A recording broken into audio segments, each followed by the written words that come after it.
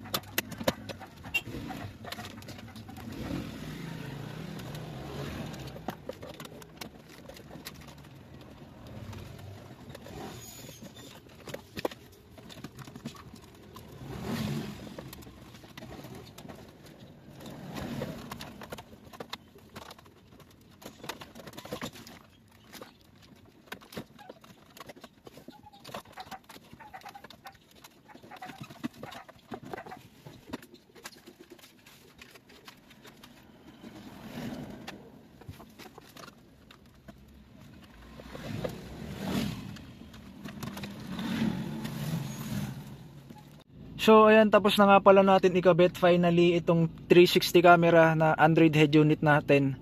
So itong Android head unit pala natin is Nexus brand.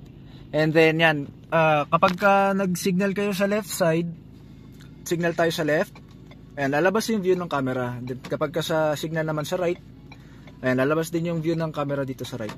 And then automatic din siya kapag nag-reverse kayo, lalabas yung view ng reverse camera.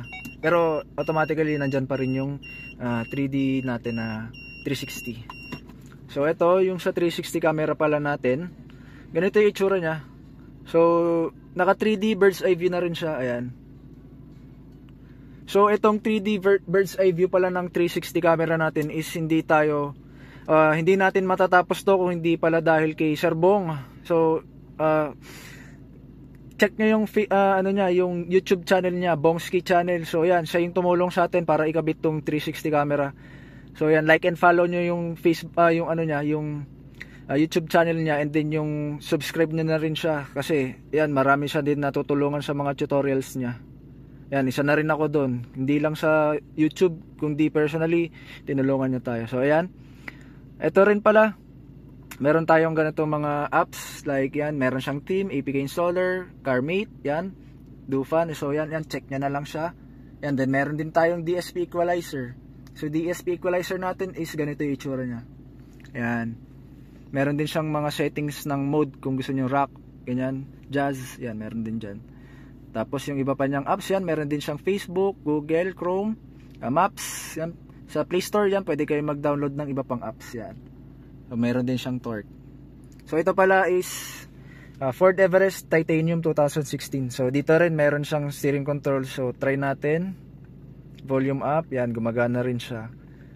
Then sa radio, paglipat ng stations, gumagana rin. Ayan, meron din tong voice command pala.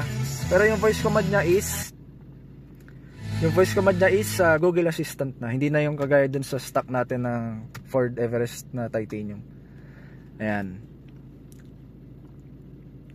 So ito nga pala is ang specs na itong unit natin is, wait lang, check natin dito. Ayan, specs natin is, ang processor niya is naka TS80 na siya. So very responsive na siya, and then ang ating RAM is 4GB RAM na siya, and then 64GB storage na.